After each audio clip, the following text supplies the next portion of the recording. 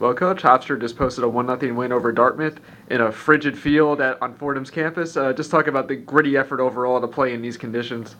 First, we got to play. That's a bonus. So I really am very appreciative of Fordham allowing us to play over at their place because we need to play. It's been tough. It's been a tough 2 weeks being stuck inside where we need to get out, opening up conference coming up. But I was very impressed in how we didn't give in to the cold.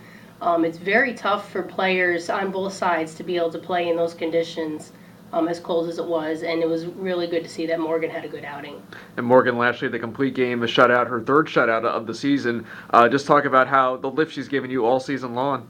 She's competing, and the big thing, like taking out of Florida Atlantic, those games that we had down there, is we need to finish some games. And it was great to see that when she went into the 7th inning, that she really attacked the batters, went out, got that the first out of the 7th inning, and was able to shut the door. It's obviously very tough to pitch in these conditions. Just talk about her resiliency today to get that shutout. It is tough, and you have to teach your players how to play in these conditions. They have to be able to keep their fingers warm, continually blowing on their hand every single inning, because the pitcher has to spin the ball, and if they can't feel their fingers, and it's almost like, imagine if you were trying to throw with like super glue on your fingers, where if you can't feel the ball and feel the seams, it's very, very hard to make the ball do what you want it to do. And I was very impressed in, getting the number of strikeouts that she did, being able to control the strike zone, not giving up a lot of walks, and really not having the ball hit that hard off of her. And Erin Trippi comes through with the big RBI single, the only runs, the only scoring in the game. Just talk about how good that is for her to get her offense going. It's huge for her. She knows she's been struggling so far since the beginning part of the season, and she's worked very hard these last 2 weeks.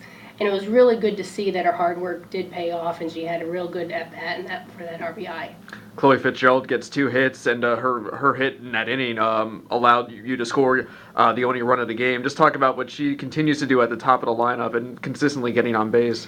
She's a table setter. She'll get on any way she can, and what I'm so impressed with Chloe is that she reads the defense so well, that she can see exactly where there might be a hole, where she needs to put the ball to try to make some things happen. And I'm very, very impressed with what she's doing. And it seems like she can do that even with 2 strikes. So just how valuable of a tool is that? And even if you get down in the count, she can still use her assets to her, to the team's advantage. Absolutely, she has unbelievable bat control, and it's very hard to be a 5-tool slapper, which she is. She can do everything. She has short game. She can power slap. She can drive it through.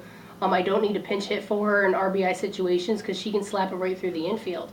And being able to have all those tools, and she can read the defense the way she does, it's very tough to defend her because you don't know exactly where to play because she's able to do so many different things. Sure. And 2 freshmen in the starting lineup. Just talk about the contributions they've made and what you expect from them going forward. They're gonna contribute a lot. They're very talented. They have great bats. They have great eyes. And every now and then they're going to both run into a couple. Brittany Alaka right now, she swings very hard every single time. It doesn't matter if it's the first pitch of the at-bat or if she has 2 strikes.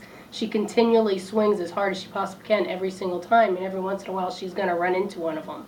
And at the same time, they still have to learn how to not swing out of the strike zone. Both of them get a little too aggressive. They chase a little bit too much out of the strike zone. Once they can start controlling that strike zone a little bit better, they're going to hit more balls hard in play.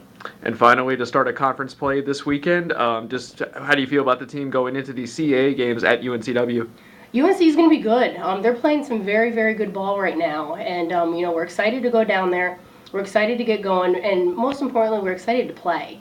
Like I said earlier, it's been tough not being able to play games. Our sport is so distinctly different, where you got to play games, which is why baseball has spring training for 6 weeks, because you have to play games. You can't simulate game situations in practice. You have to face other pitchers, you have to have at-bats, you have to have umpires. So it's going to be real exciting that we do get on a roll here, especially with the home stretch that we have coming when we come back from Wilmington, and we're just real excited to get outside and just get rolling.